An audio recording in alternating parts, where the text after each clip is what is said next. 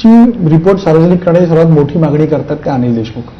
ते वारंवार म्हणतात. त्याचा प्रश्न असा आहे की ते वारंवार म्हणतात की आयोगचे रिपोर्ट सार्वजनिक करावं कारण मला त्याच्यामध्ये क्लीन चिट नाही. तुम्ही त्यांना क्लीन चिट दिली आहे का? आता ते म्हणतात क्लीन चिट दिलेली आहे, पण क्लीन चिट असा कुठलाही शब्द प्रयोग माझ्या अहवालात नाही, एवढं मी स्पष्टपणे सांगू शकतो.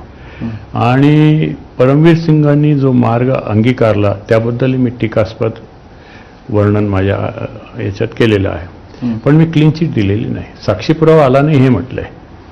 मग पुरावे अभावी तुम्ही म्हणताय की त्यांना पुरावे दिले गेले नाही, अभावी नाही, दिलेच गेले नाही. असूनही दिले गेले नाही असं म्हणा तुम्ही. अच्छा, म्हणजे दिले असते तर कुठेतरी काहीतरी घडलं असतं.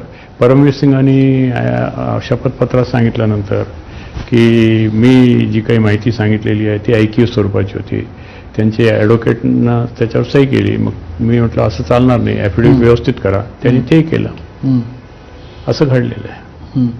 म्हणजे तेरी बी चूक मेरी बी चूकचा असा प्रकार घडलेला आहे दोघांच्या बाबतीत. आता ते एकमेकांच्या विरुद्ध आरोप प्रत्यारोप करत असतील, त्यांचं त्यांना लखलाव, पण त्यावेळेला जाणीव होत होती.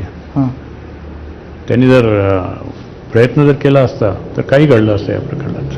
सर, या सगळ्या बाबींमध्ये एक ज्ञानेश्वरी बंगल्याचा उल्लेख